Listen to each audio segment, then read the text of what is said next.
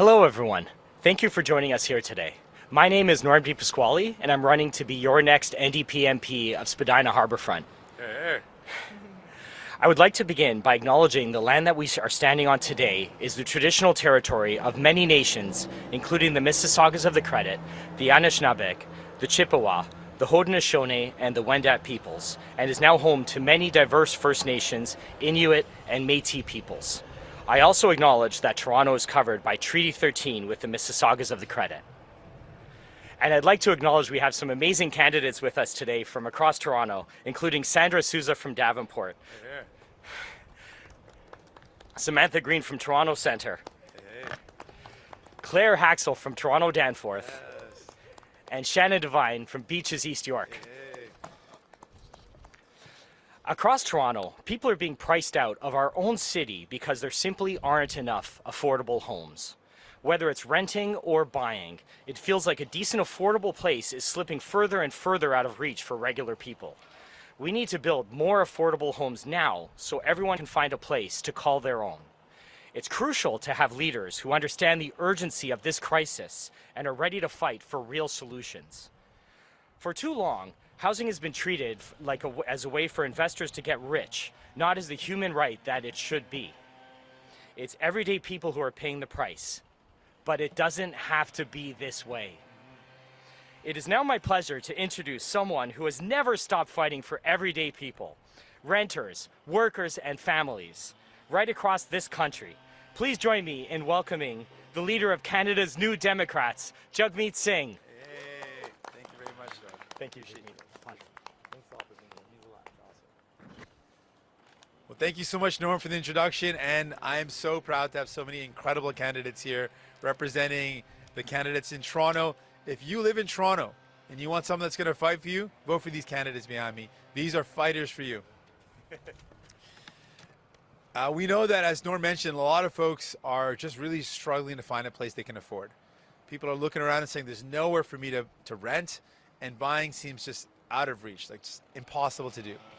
And in this time, we also know people are feeling the stress and worry of Donald Trump and the attacks on our country and how that's impacting them. And it makes them even more worried about the future, even more uncertain about what's going to happen. So in all of this, I want you to know New Democrats are going to fight to make sure you can find a home that you can afford. Our plan is to build 3 million homes in the next 5 years. Not just build those homes, but build homes that people can actually afford. We're going to lay out the plan to do that. And as we laid out yesterday, all of this money that we're talking about is going to come with a condition that's going to require that municipalities and provinces put in place laws like rent control, banning fixed-term leases, banning rent evictions and dem evictions, empowering tenant unions to negotiate with landlords. We want to ensure that all the money we're going to talk about today is tied to conditions to make sure that these homes are affordable. So to achieve the 3 million homes in the next 5 years, here's our plan. First of all, we're going to double the Housing Accelerator Fund and make it permanent. We're going to call it the Canada Homes Transfer. This is a transfer that's actually going to give the power to build more homes in communities across this country. It's going to speed up the process. It's going to support municipalities. It's going to help build more homes that people can actually afford. And then we know with a lot of homes or a lot of municipalities to build those homes, they need the infrastructure in place, the sewage, the water connections. So we're going to put in place a Community First Fund. This Community First Fund is a fund that's going to support the building of the infrastructure needed to build these homes. We can get this done. It can be achieved if we make it a priority. And again, for us, we want to build homes that people can actually afford, and that's why we're going to tie all of this funding. It's going to be in total $16 billion of funding. It's going to be tied to conditions that municipalities and provinces have to make sure that these homes are actually going to stay affordable. Now, in contrast with Mark Carney, folks are starting to raise a lot of concerns that he doesn't seem like he's a person that's actually going to fix the housing crisis. And we can tell for a number of reasons. One, he was the chair of a company that sadly profited off the housing crisis. They saw the plight that people are in and saw there's an opportunity to make even more money and squeeze people who were in affordable homes, rent evicted people out of homes that were affordable. And so that's not something you can trust. And the Liberal plan right now is to keep the Housing Accelerator Fund temporary. They're not going to make it permanent. and they have not announced that. So they're not someone that they can be trusted to actually solve this concern that people have. And Pierre Poilievre wants to cut it entirely. He said he would cut the Housing Accelerator Fund. That's a wrong thing to do. So if you want someone that's actually going to tackle the problems that people are up against, building homes you can actually afford, making it a priority to put people first, not billionaires, not corporate landlords, but you and your family, vote for New Democrat. If you believe that you should be able to find a home that you can afford, vote for a New Democrat. Here in Toronto, I encourage you to vote for New Democrats, send them to Ottawa so they can fight for you and your family. Donc, on sait que c'est un temps difficile. Et pour le logement, c'est une crise du logement. Et plusieurs personnes ont peur qu'ils ne peuvent pas trouver du logement abordable. En plus, ils ont perdu le rêve d'acheter une maison. Je sais que ça, c'est un grand problème. Donc, je propose aujourd'hui de régler ce problème. Je veux construire du logement pour les gens, le logement abordable. Donc, mon engagement aujourd'hui, dans ces temps difficiles, avec l'incertitude créée par Donald Trump, avec la peur que le coût de logement continue d'augmenter, notre engagement aujourd'hui, c'est un gouvernement néo-démocrate. On va construire 3 millions de maisons ici dans 5 années. 3 millions de maisons abordables. Et comme j'ai dit hier, on va lier le financement pour ce logement avec des conditions que les municipalités et les provinces doivent avoir de contrôle de rente.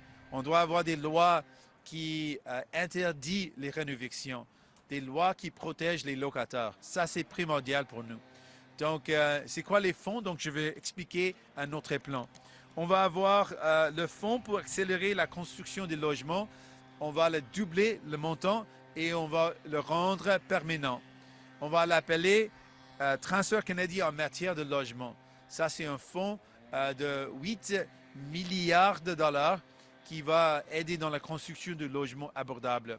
En plus, on va avoir un fonds pour les communautés d'abord. Ça, c'est un fonds qui va aider avec l'infrastructure nécessaire pour construire du logement.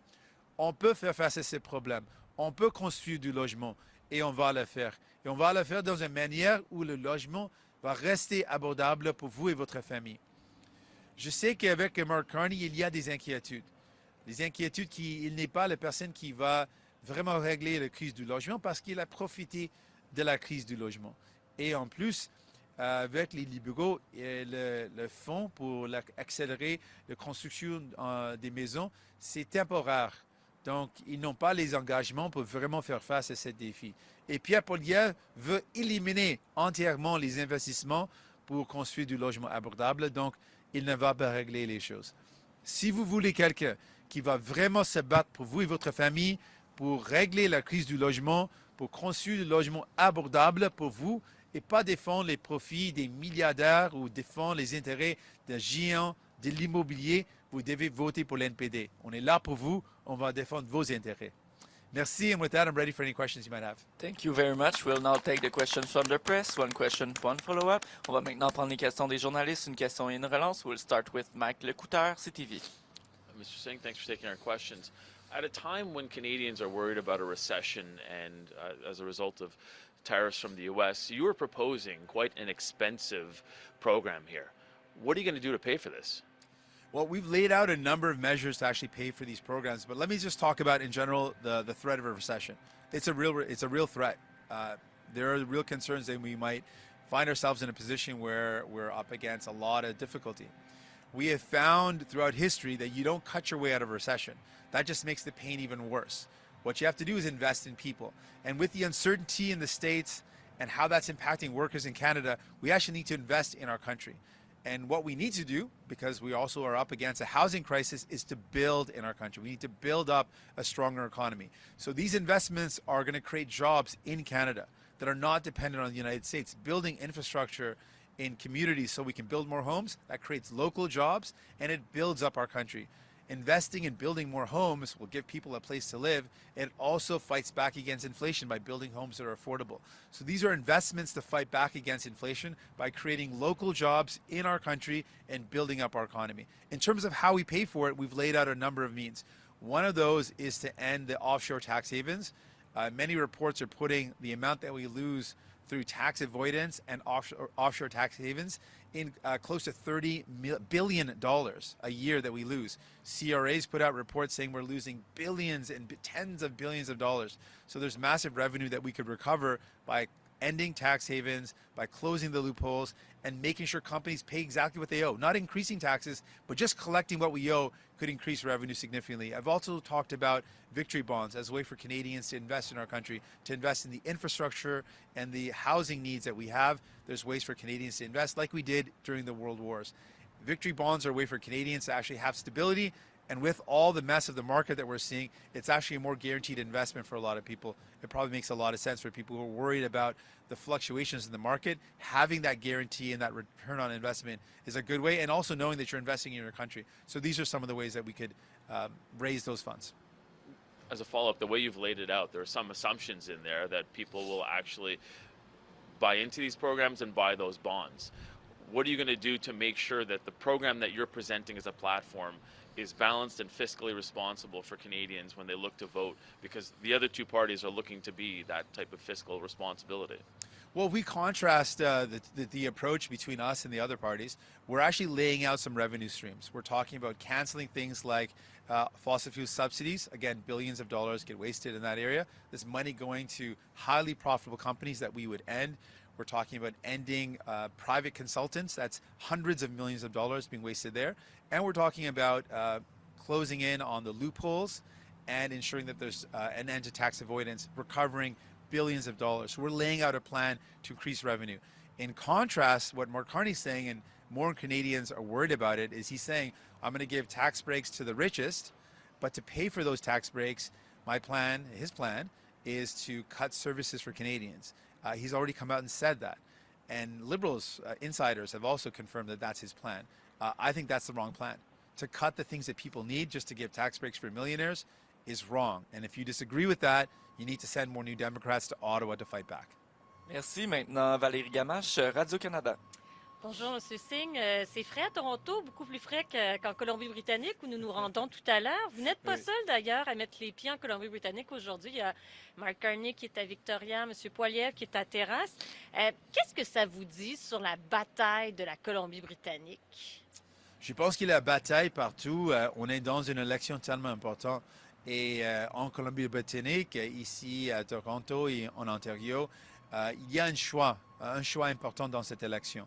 Qui va vraiment se battre pour vous? Qui va défendre ce qui est cher à vous?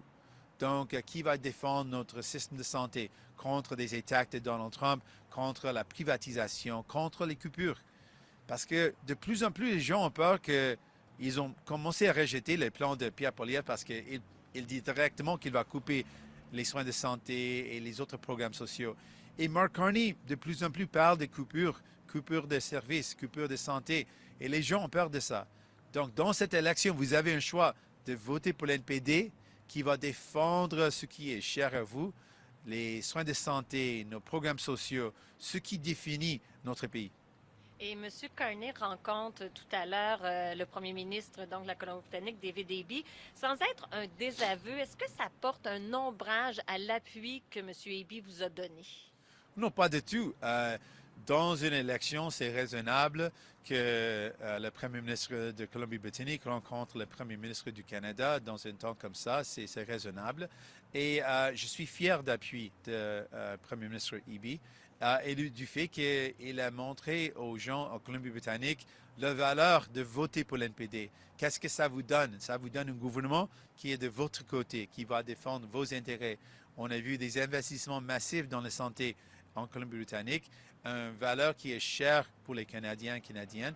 Et ça, c'est ce que vous allez avoir avec un député néo-démocrate au niveau fédéral. Donc, si vous voulez avoir quelqu'un qui va se battre pour défendre l'environnement, les soins de santé, nos programmes sociaux, et pas défendre les intérêts des milliardaires, votez pour l'NPD. Yeah, I think it's totally reasonable for the Premier of BC, Premier Eby, to be meeting with the Prime Minister of Canada, particularly with all the threats that we're faced against as a country. Totally reasonable. I am very honored to receive the endorsement of Premier Eby and his support because you get to see what you get with a New Democrat. You're seeing in British Columbia massive investments in healthcare, building of homes that are affordable. You're seeing the benefit of voting New Democrat. And so that's why I encourage everybody, if you want someone that's going to fight to defend the things that you hold dear, like your health care, fight against the cuts that sadly Mark Carney is raising more and more. If you want someone that's going to put your interests first, not corporate landlords and billionaires, vote for a New Democrat. Send New Democrats to Ottawa to stand up for you. Thank you. Now, Ashley Burke, CBC. Good afternoon, Mr. Singh. When you look back on the supply and confidence deal in the last sitting of Parliament and you reflect on that, is there anything that you do differently, including ending it earlier? Well, when I think about that time, I really think about the people that were impacted. And one of the people that I think about a lot, I think about Susan. And she insists I call her Sue, so I'm going to call her Sue. I met her in Ottawa at a dentist's office, and she had received her dental card in the mail but was nervous to use it. She thought it gave me hope, but if I went to use it and it didn't work, I didn't want to lose that hope. But she invited me to come with her to her visit, and she's a senior on a fixed income, and she's also a cancer survivor. And her cancer treatment meant that she lost her teeth. And she was in the dentist's office with a picture of her smile that she had before the cancer treatment. And she said, I just want my smile back. It would give me back my dignity. And the dentist looked at her and said, we're going to make that happen. The dentist, who was also in the office, said, we're going to make that happen for you, and it's going to be covered by this program. And I was there when she broke down in tears of joy, and she looked at me and held my hand. That's who I fought for. That's who New Democrats fought for. Now millions of people like Sue were able to go to the dentist for the first time. I'm proud that we were able to support Sue, and that's who we fought for. And that's who we always fight for. We fight for people. So when you vote for us, people who voted for New Democrats, you're the reason why we have that. You're the reason why Sue was able to get her teeth fixed, why millions of Canadians are able to see a dentist, and now millions more are going to get pharmacare. It's because you voted for us. So vote for more of us, and we'll fight for you again. So it sounds like you have nothing you would change, no regrets with how that was handled. Because you are in a position now where you're halfway through a campaign and you're trailing far behind the Liberals and the Conservatives in the polls. And you've acknowledged that there are challenges you're facing. But what are those challenges, and did any of it have to do with that deal? Well, I think, again, about the people that we've helped and how we were only able to do this because people voted for us and sent us to Ottawa. So folks who want to see pharmacare expanded, for example, we were able to get 3 provinces now where they're going to have free diabetes medication and devices, free birth control. That's because of New Democrats. If you want to see that expanded, if you want to see that happen here in Ontario, where you need to elect more New Democrats to force the government to do it, because it's never going to happen otherwise. So if you want these things to happen, if you want more help for people, vote for a New Democrat. And because we were able to be there and fight for people and deliver these things, that's why we have them. And I'm proud of that. That's what New Democrats have always done. The reason why we have universal health care is because people voted for New Democrats, and Tommy Douglas was able to bring in universal health care. Our pensions, our old age security, all of these things that we're proud of that make us Canadian, that make us different from the United States, are things that New Democrats fought for and delivered for Canadians. Elect more of us and we'll continue that work. Thank you. Next question, Richard Warnica, Toronto Star. Hi, Mr. Singh. You have a goal to build 3 million houses at the same time you want to impose national rent control. Why would private developers and private capital invest at rental at the scale you're going to need if they can't charge market rents? Now, we've looked at this question, and we've looked at rental startups or rental build startups in markets where there's rent control, and we did not see that it had an impact on slowing down builds. What we're proposing are incentives and investments that will make it easier to build more homes, but we're not going to make investments unless there's a guarantee that the homes are going to remain affordable. What's the point of spending massive amounts of federal money just to have homes that have no rent control, no protection for the tenants, no laws against rent eviction, and we lose all the affordable homes that we already have, and what we build becomes unaffordable in just a couple of years? That's not a good investment. So we are going to tie the investments that we're making to affordability. There's no point to build homes that people can't afford. We did a roundtable with young people in Halifax yesterday, and a lot of young people were saying, you know, I see towers going up in my community, but they're all unaffordable. They're all luxury condos. I can't afford that. It doesn't actually help me out. I want people to see towers going up in their community and say, you know what, I'm actually going to be able to live in that home because it's affordable. I've heard you say a lot, send New Democrats to Ottawa, on TV mostly. I'm just following today, but I haven't heard you say a lot, I think I can be Prime Minister. Do you think you can win this election? Can you win the most seats? Well, I can answer that question in the context of what happened in a minority government. Having been there, I can tell you just 25 of us really changed the face of our healthcare system. For the first time, we saw an expansion including millions of people that are getting dental care, millions of people that will get medication coverage. I can tell you with 25 New Democrats, we were able to do that because you voted for us and sent us there. If you vote for enough of us and we're able to form government, I would be honored to serve as Prime Minister. People will choose the outcome of this election. I'm encouraging people to vote for as many New Democrats as you can, because that's the only way you'll have someone that's actually going to fight for you, to stand up for things that matter for you and your family. Thank you. Last question, David Baxter, Canadian Press. Good morning, Mr. Singh. Earlier today, we saw Pierre Poilievre talking about what he's calling a one-and-done strategy for permitting on major resource projects. You yourself have talked about wanting to build an east-west energy corridor. What would the permitting process look like for that? And do you think it'd be something that could be permitted in under a year if the NDP formed government? Well, one of the things I want to contrast with Pierre Poilievre is that he's talking about making Canada more like the U.S., cutting the rules that we have to protect workers, the rules to protect the environment, our important relationship with Indigenous people. He's suggesting that those things can be skipped over, making us more like the United States. That's not what Canadians want. They're starting to reject the message of Pierre Poilievre and the Conservatives more and more, because he wants us to be more like the United States. Canadians want to be proud of who we are, and we don't want to be the 51st state, not just in name, but also in values and who we are. And so I believe we can absolutely build important projects like an east-west energy grid. We can build that, but we have to respect the environment. We have to ensure that it creates good local jobs. We have to make sure that we're working in partnership, in collaboration with Indigenous communities. That's how we build projects in our country, and that's the way we should always build projects. Yeah, I just want to pick up on what some of my colleagues are asking about with the end of supply and confidence, and how things are looking right now. Is maybe think back to in Windsor, some people at the Stellantis plant saying, "Oh, you should have called the election earlier," and you defended that once again with the dental care and pharmacare piece. If the voters don't choose the NDP this election and things don't go the way you want it to, would it be worth it for you in the end of the day that pharmacare and dental care, some deals got signed, dental care got expanded before this election, even if the NDP doesn't have a great outcome? If the question is, you're asking me, is it worth it that millions of people are able to look after their teeth and millions of people have pharmacare, including diabetes medication and free birth control? Yeah, it's worth it. That's what we're here for. That's why we're New Democrats. We believe in making life better for people. It's always worth it to make people's lives better. That's why people vote for us. They vote for us to fight for them.